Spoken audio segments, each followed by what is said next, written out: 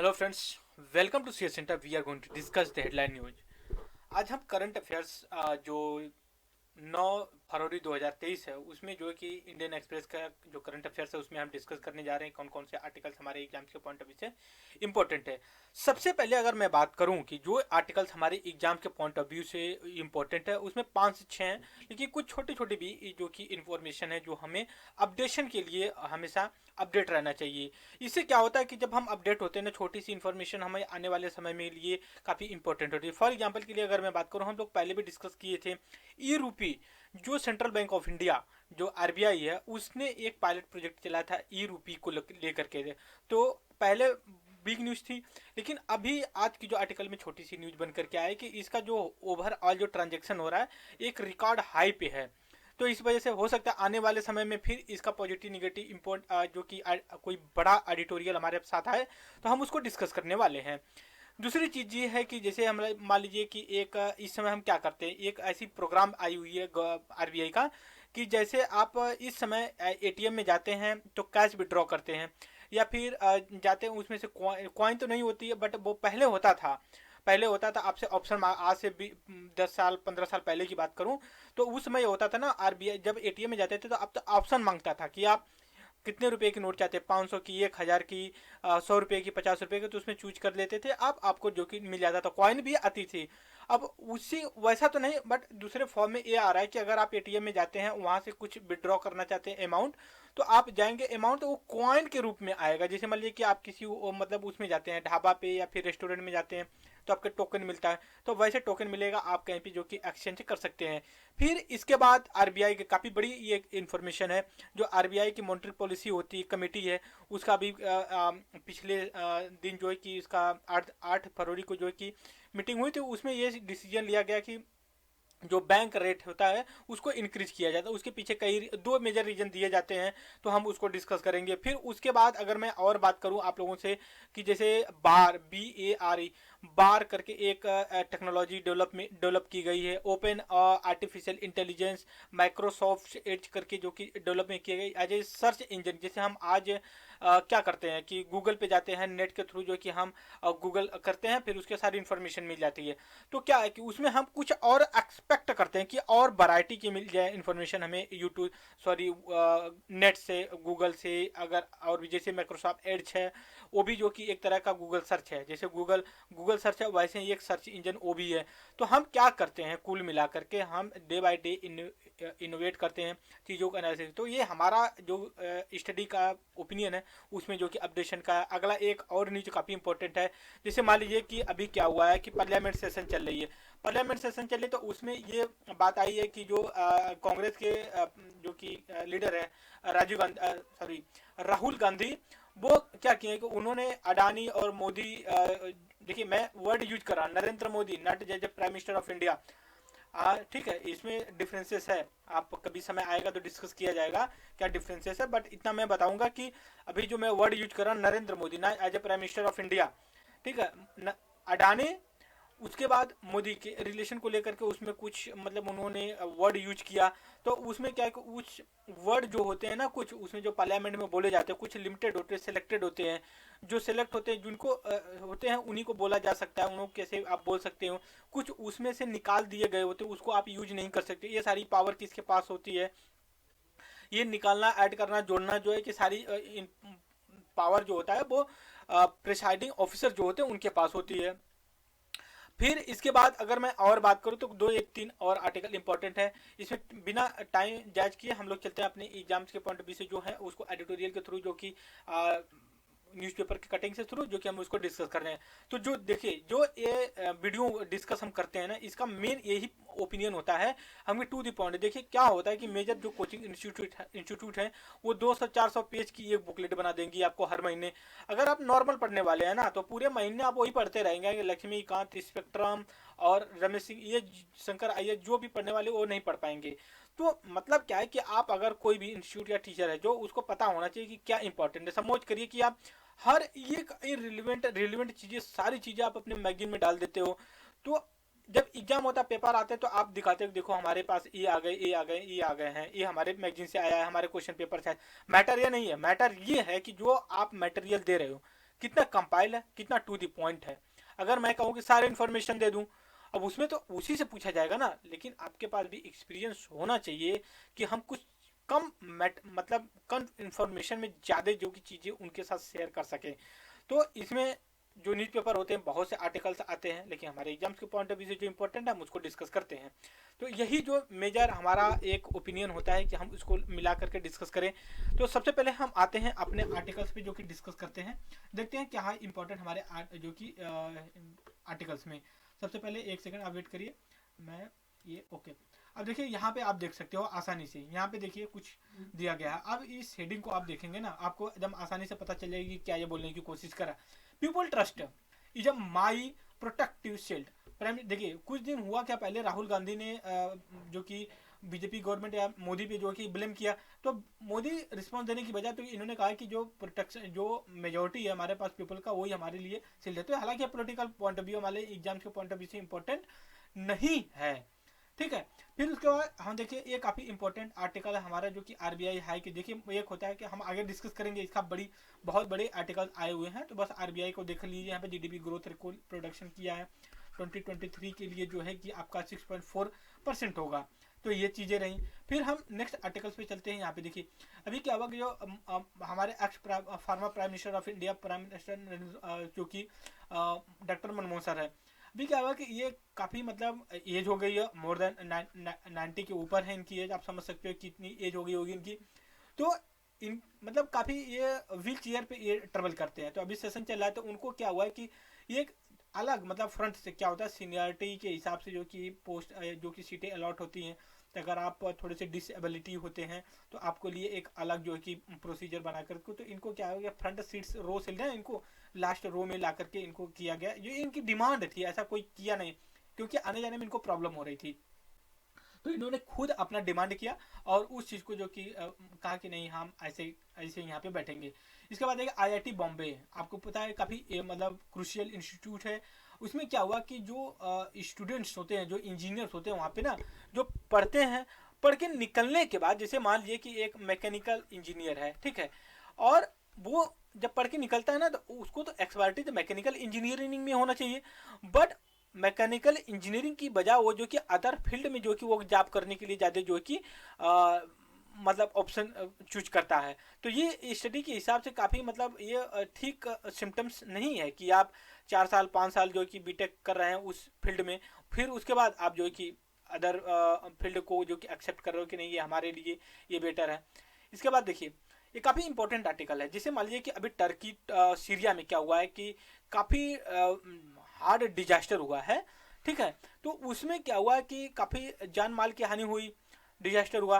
फिर उसको लेकर के ना अब इंडिया के कॉन्टेक्स्ट में ये मतलब कयास लगाया जा रहा है, क्योंकि देखिए इंडिया भी एक प्लेट टेक्टोनिक जोन पे बसा हुआ है। इंडियन सब कॉन्टिनेंट प्लेट और यूरेशियन प्लेट है, हमेशा ट्रिमरिंग होती रहती है। जैसे मान लीजिए कि ये इंडिया है, ये इंडिया इस तरह से आप मार्क हल्का सा कर लीजिए, ठीक है, इंडिया। लेकिन ये वाला जो पार्ट पड़ जाता है जो मैं मार्क कर रहा हूँ, इसमें आप हिमालय ट्रिमरिंग करता रहता है अर्थक्वेक। तो इंडिया मोस्टली ना आप बोल सकते हो हाई अर्थक्वेक जोन पे सेटल्ड है। तो कभी आप जैसे कि सौराष्ट्र में जो आया हुआ था काफ़ी पहले, जो डिजास्टर अर्थक्वेक आया हुआ था, दिल्ली में तो हर साल 2 एक बार आ ही जाता है हल्का, बट ये लो इंटेंसिटी पे होता है। कभी अगर हाई हुआ तो समझ सकते हो कितनी डेथ या फिर नुकसान होगा जान मतलब आम आदमी का।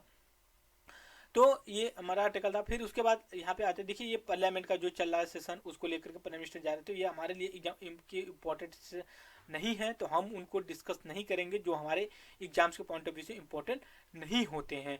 फिर उसके बाद देखिए जो मिनिस्ट्री ऑफ एक्सटर्नल अफेयर है, सीरिया और जो टर्की में मतलब जो क्राइसिस हुई है उसको लेकर के अपने कुछ डाटा क्या कि इनको एक हिट टर्की 10 इंडियन नेशनल स्टॉक 1 अमेजिंग। उसके बाद next after protest supreme court draft foreign original reference to Sikkim Nepalese.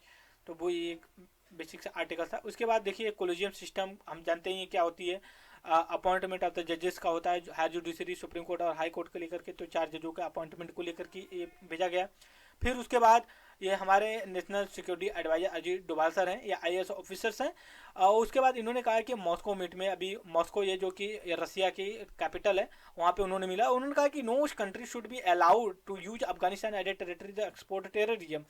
Afghanistan की जो टेरिटरी है ना, वो ऐसा नहीं है कि वहाँ से आप जो कि रेडिकलाइजेशन और टेरर जैसी चीज़ों को आप एक्सपोर्ट करो वो। उसके बाद नेक्स्ट आर्टिकल है, अभी सेंट्रल गवर्नमेंट ऑफ इंडिया ने ये कहा, सी ए जी कंप्ट्रोलर ऑडिटर जनरल होता है, ये जो हमारा होता है कि जो गवर्नमेंट का एक्सपेंडिचर होता है स्टेट और सेंट्रल गवर्नमेंट का, उसको एक्सपेंडिचर के बाद ऑडिट करता है। तो सेंट्रल गवर्नमेंट ने डायरेक्शन या अर्ज किया, डायरेक्शन सॉरी मैंने डायरेक्शन बोल दिया, वो अर्ज किया, क्योंकि इंडिपेंडेंट बॉडी होती है, कोई इसको डायरेक्शन नहीं देता है, ये खुद ऑडिट करती है जब इसको लगता है। तो इसने कहा कि नहीं, जो बंगाल में मिड डे मील प्रोग्राम चल रहा है उसको जो कि ऑडिट करो। मिड डे मील प्रोग्राम उनके लिए होता है जो स्टैंडर्ड 1 से लेकर के 8th स्टैंडर्ड तक लोग पढ़ते हैं स्टूडेंट, उनके लिए उसमें होता है कि enrolment ratio of the in schooling sector में इंक्रीज हो। फिर इसके बाद जो है कि माल न्यूट्रिशन से जो सफ़र करते हैं, ये क्या बोलते हैं, चाइल्ड, उनको भी जो कि रिमूव किया जाए, क्योंकि डिफरेंट डिफरेंट गवर्नमेंट अपनी जो कि आप मिड डे मील में अलग अलग तरीके की जो कि सारी चीज़ें करती हैं। फिर इसके बाद हम नेक्स्ट में आते हैं, हमारा जो कि बिग न्यूज में सॉरी जो काफ़ी इंपॉर्टेंट है, ये देखिए यहाँ पे हमने कहा देंगे एक्सपोर्ट, मतलब इसका ये मतलब होता है ना कि रिमूव करना होता है। ठीक है। अब देखिए इसमें क्या है कि जैसे मान लीजिए कि जो हमारे लेजिस्लेचर होते हैं ना, इनके पास क्या होती है, जैसे लेजिस्लेचर में एमपीज होते हैं, एमएलए होते हैं, इनके पास पावर होती है, वो पार्लियामेंट में कुछ बोलते हैं और उनके पास इस तरह का कोई एक्शन नहीं है। जो एमपी हैं उनको आर्टिकल 105 और 2 में ये प्रोविजन है, वो पार्लियामेंट में कुछ वर्ड यूज कर सकते हैं और उनके अगेंस्ट में कोई जुडिशरी एक्शन नहीं लिया जाएगा। बट जो हमारा रूल ऑफ प्रोसीजर है control business in the Lok Sabha में, वो स्पीकर के अकॉर्डिंग होता है। तो स्पीकर के पास पावर ये है कि अगर कोई इररिलेवेंट, इररिस्पॉन्सिबल और बोल सकते हो कि ऐसे अननेसेसरी वर्ड्स अगर यूज करता है ना, तो प्रिसाइडिंग ऑफिसर के पास जो कि पावर होती है कि उस वर्ड को बैन कर दे या रिमूव कर दे, कि आप उसको यूज नहीं करेंगे आने वाले समय में। जैसे मान लो कि गोडसे, आपको पता है गोडसे, ये गांधी के असैसिनेट करने मतलब मार दिए थे, ठीक है। यहाँ पे देखिए नाथुराम गोडसे। तो क्या होता था कि कुछ लीडर्स यूज करते थे इसको गोडसे, बट गोडसे, ये नाथुराम गोडसे ये ठीक नहीं है। क्यों? क्योंकि राष्ट्रपिता को, फादर ऑफ द नेशन को मारे थे। उसके बाद ये वर्ड अगर यूज किया जाता है ना, ऐसे ही किया जाता है, गोडसे असैसिनेटेड महात्मा गांधी, राइट। तो ऐसे वर्ड यूज किया जाता है नाथुराम गोडसे को, ऐसा नहीं यूज किया जाता कि नाथुराम गोडसे या फिर अदर, ऐसे किया नाथुराम गोडसे असैसिनेट महात्मा गांधी या फादर ऑफ द। तो ये बेसिक चीज़ें थी कि हमने डिस्कस किया कि जो वर्ड होते हैं किसके पास पावर होती है, ये चीज़ें। फिर इसके बाद आरबीआई का जो पॉलिसी है, मॉनेटरी पॉलिसी, सबसे पहले हम बैकग्राउंड लेते हैं। बैकग्राउंड में ये है कि हमारे पास एक सेंट्रल बैंक होती है जिसको आरबीआई बोलते हैं। इसके पास दो पैरामीटर्स होते हैं या फिर दो रिस्पॉन्सिबिलिटी मेजर होती है। एक होती है कि इकोनॉमिक वृद्धि या ग्रोथ को देखना, उसके बाद इन्फ्लेशन या फिर महंगाई को देखना, उसको कंट्रोल करना होता है। देखिए ये दूसरे, इन्फ्लेशन और इकोनॉमिक ग्रोथ एक दूसरे से को रिलेटेड हैं।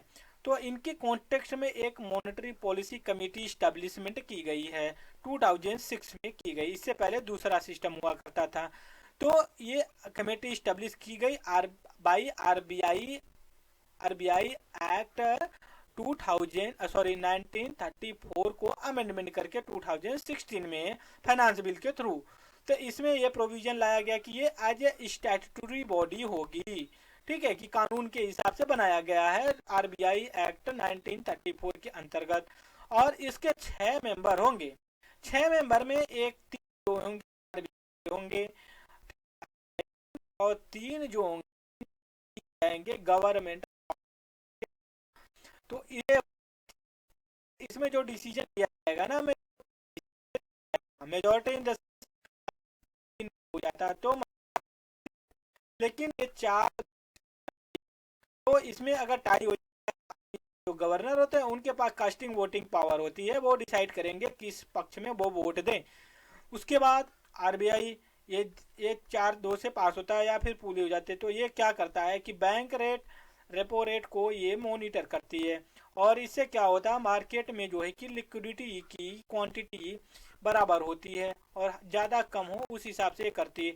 तो पिछले कुछ दिनों से ये क्या कर रही है कि अपने बैंक रेट या रेपो रेट को जो क्या कर रही है, ये इंक्रीज ही करते जा रही है, इंक्रीज करते जा रही है। तो इसके पीछे रीजन क्या है, ये है कि इन्फ्लेशन हमारे आउट ऑफ कंट्रोल है। क्यों? क्योंकि जो मॉनेटरी पॉलिसी कमेटी है इसको टारगेट दिया गया है 4% ±2 होना चाहिए, मैक्स दैट इज 2% मिनिमम और 6% मैक्सिमम। इसके ऊपर आप अगर इन्फ्लेशन रखते हो तो आपकी रिस्पॉन्सिबिलिटी है कि इसको कंट्रोल करो, नहीं आपको डिसीजन लेना पड़ेगा। अगर ये 3 कंजिक्यूटिव क्वार्टर से अगर ऊपर रहती है 6% से, तो आरबीआई को, मॉनेटरी पॉलिसी को गवर्नमेंट ऑफ इंडिया के पास रिपोर्ट देना पड़ता है कि हम क्यों फेल हो गए आरबीआई इन्फ्लेशन को कंट्रोल करने के लिए। तो अब हम आते हैं कि जो हमारा कॉन्टेक्स्ट है, इसमें कॉन्टेक्स्ट कुल मिला के ये है ना दोस्तों, कि जो अभी मॉनिटरिंग पॉलिसी कमेटी थी ना, ये जो 6 मेंबर की है, 6 मेंबर की, 3-3 की, एक सेकेंड, 3-3, तो इसमें 4-2 से ये पारित किया गया है कानून, मतलब प्रोविजन, प्रस्ताव कि जो हमारा बैंक रेट रेपो रेट है इसको इंक्रीज किया जाए। क्यों? क्योंकि बड़ी सी अभी असमंजस में है, क्योंकि 6 पॉइंट समथिंग की आरबीआई की प्रोडक्शन, मतलब प्रिडिक्शन है कि आरबीआई जो है कि ग्रोथ, जीडीपी ग्रोथ रेट करेगी। इसके बाद जो आगे और भी चीज़ें आती हैं, इसमें ये आती हैं कि कर दे, उसके बाद ये आरबीआई करती है। तो इसमें ये अभी अनुमान लगाया जा रहा है ना कि दोस्तों, कि आने वाले समय में जो है कि बैंक रेट को आगे ऊपर इंक्रीज किया गया, उसके पीछे रीजन कई हैं। जैसे मान लीजिए अभी जो global global uncertainty, for example के लिए रसिया और यूक्रेन का जो वार चल रहा है, इसमें अभी भी मतलब असमंजस में है। इसके बाद जो फेडरल बैंक है यूएस से, यूनाइटेड स्टेट ऑफ अमेरिका का, ये भी अभी पिछले समय जो है कि अपने रेट को बढ़ाई है। तीसरी अगर मैं बात करूं, तो अभी भी यहाँ पे क्या है कि इन्फ्लेशन इंडिया में काफ़ी हाई चल रहा है, मतलब टारगेट रेट से ऊपर ही चल रहा है। फिर इसके बाद अभी भी कभी न कहीं डायरेक्टली इनडायरेक्टली कोविड का जो वो है असर है अभी भी दिख रहा है। इसके बाद और भी चीज़ें हो सकती हैं, बस यहाँ पे हमने इतना ही डिस्कशन किया। यहाँ पे कोर इन्फ्लेशन वगैरह सारी चीज़ें थी तो वो हमने डिस्कस किया। अब यहाँ पे देखते हैं जो साइंस एंड टेक्नोलॉजी से रिलेटेड है। जैसे अभी का क्या करते हैं हम, हमारे पास नेट होता है, इंटरनेट जिसको बोलते हैं। हम क्या करते हैं, एक ऐप डाउनलोड कर लेते हैं, क्या, जैसे गूगल, गूगल डाउनलोड करते हैं तो उसमें क्या आता है, ये आता है कि हम कुछ टाइप करते हैं तो हमें सारी इन्फॉर्मेशन मिल जाती है। कुछ डिस्टोर्टेड, मतलब इधर उधर की चीज़ें, कुछ और हमारे रिलेवेंट से, बट कुछ एकदम एक्यूरेट नहीं मिल पाती हैं। तो इसी के कॉन्टेक्स्ट में एक और मतलब माइक्रोसॉफ्ट का जो कि बीइंग लाया गया है। तो इसमें क्या है कि ये किया गया जो बी इन गए, इसमें इस तरह का गूगल गूगल की तरह ही है ये भी सर्च इंजन। इसमें क्या है कि और एक्यूरेट एक्यूरेट मतलब और सही द सटीक इंफॉर्मेशन आपको दिया जाएगा, और आपको इंफॉर्मेशन जो बीइंग है और एनालिसिस करके दिया जाएगा। फॉर एग्जांपल के लिए मैं अगर बात करूँ ना, तो ये आर्टिफिशियल इंटेलिजेंस की तरह काम करेगा। दैट इज, जैसे मान लीजिए कि एक गूगल, अभी की बात करूँ, एक गूगल है, ठीक है, और एक जो है कि आप हो, ठीक है। तो क्या है कि अगर दोनों से अगर कोई उत्तर पूछा जाए प्रश्न का, तो आप क्या करोगे, गूगल पे करोगे तो बहुत इधर उधर की चीजें करेगी। आप क्या, अगर समझदारी है आपके पास, तो आप एनालिसिस करके टू दी पॉइंट में आप मतलब कि अपनी आंसर देंगे। तो यही मतलब कंपैरिजन अब किया जा रहा टेक्नोलॉजी का ह्यूमन से, कि जो BING है ये बीइंग, ये भी इसी के बराबर काम करेगा। हालांकि ह्यूमन तो ह्यूमन है ना भाई, ह्यूमन को कैसे ट्रैक ओवरलैप या फिर ओवरटेक कर सकता है टेक्नोलॉजी। हाँ, कुछ एफिशिएंसी अलग हो सकती है, टेक्नोलॉजी भी ह्यूमन ही डेवलप करता है। तो ये चीज़ें हैं कि एक तरह के सर्च इंजन है, आपको अलग अलग एकदम अथॉरिटिक इन्फॉर्मेशन मिलेगी, एक्यूरेट मिलेगी, फिल्टर करके मिलेगी और सही सही मिलेगी। तो ये बेसिक चीज़ें हैं यहाँ पे। इसके बाद हम आते हैं नेक्स्ट, हम अपने आर्टिकल्स पे देखते हैं जो कि हमारा इकोनॉमिक्स से रिलेटेड है। अभी देखिए आरबीआई की वही जो हमने कहा कि किया गया, तो इसमें हम आरबीआई के बारे में तो डिस्कस किया कुछ चीज़ें। अभी यहाँ पे और हम आकर के डिस्कस कर रहे हैं। देखिए यहाँ पे कुछ वर्ड दिए गए हैं, दो वर्ड यहाँ पे दिया गया है। एक है external benchmark link lending rate है, फिर उसके बाद एक है MCLR है। हम देखते हैं क्या है। जैसे मान लीजिए आरबीआई की जो मॉनेटरी पॉलिसी कमेटी है, ये क्या कर दी कि बैंक रेट को मान लीजिए 9% कर दिया, ठीक है। अब क्या है कि जो बैंक है, आरबीआई है, आरबीआई बैंक को रोड, आरबीआई जो कि बैंक को दी, बैंक क्या कि कस्टमर को दे दिया। तो पहले क्या होता था, बैंक कुछ अपने कस्टमर को अट्रैक्ट करने के लिए 9% से लोग 8% पे दे देती थी या 0% पे भी दे देती थी। तो इसमें क्या होता था, कस्टमर तो लेके चला जाता था, फायदा नुकसान आरबीआई या बैंक या फिर कस्टमर को जो डिपॉजिट करता था उसको होता। तो इसी के कॉन्टेक्स्ट में इंटरनेशनल स्टैंडर्ड जो करते हैं ना, देखिए external bench mark link lending rate BELR, इसका यही मतलब है। लिंक करके अब ये प्रोविजन कर दिया गया MCLR के थ्रू, MCLR कि आप एक मिनिमम रेट के नीचे आप जो है कि कस्टमर को लोन नहीं दे सकते। तो MCLR का यही मतलब है, marginal cast of fund based lending rate होता है। ये चीज़ें हमने डिस्कस किया। हमारा नेक्स्ट जो आर्टिकल है इसमें retail CBCD, central bank digital currency, या फिर बोल सकते हो ई रूपी। मतलब क्या है कि ये एज ए रूपीज के रूप में काम करेगा। अभी रिपोर्ट के हिसाब से ये बताया गया है कि काफ़ी अच्छा खासा जो कि ट्रांजैक्शन इससे हो रहा है। तो हमारे लिए ई रूपी का इम्पोर्टेंट है। मतलब ये है कि जैसे मान लीजिए कि आप ट्रांजैक्शन करते हो पैसे का या फिर ई रूपी से, तो सॉरी जो आप यूपीआई वगैरह से करते हो, तो आप ये जो कि अभी क्यूआर कोड करके ई रूपीज के थ्रू में आप ट्रांजैक्शन कर सकते हो। एक और काफ़ी इंपॉर्टेंट आर्टिकल आया हुआ है, हम इसको देख लेते हैं। Pilot for QR code based vending machine coming. देखिए एक सेकेंड, QCVM, इसका है क्विक रिस्पॉन्स, ठीक है, कोड बेस्ड, ठीक है, क्वाइन वेंडिंग मशीन। अब क्या कि जैसे आप अपना एटीएम लेकर के कहाँ जाते हो, अपना एटीएम कार्ड लेके मशीन, ठीक है, करेंसी जो कि आप जाएंगे तो इस कुछ बोल सकते हो। यही जो है कि इसका पायलट प्रोजेक्ट पे चलाया अभी ये है। सॉरी। और अगला और लास्ट आर्टिकल हमारा ये है ना कि जो ये आरबीआई के गवर्नर शशिकांत दास सर हैं, तो इन्होंने ये कहा है कि जो अभी अडानी वाला जो सिस्टम चल रहा है ना, अडानी का जो शेयर मार्केट में कुछ करने की, तो इन्होंने कहा कि घबराने की ज़रूरत नहीं है। इंडियन बैंक जो काफ़ी रिजिलियंस, काफ़ी स्ट्रांग और बहुत बड़ी है, ये छोटी मोटी घटना है, इससे कुछ नहीं होगा। राइट। तो ये हमारा इंडियन एक्सप्रेस का हेडलाइन न्यूज़ थी दोस्तों, और इस वीडियो में इतना ही। और thank you very much discussion.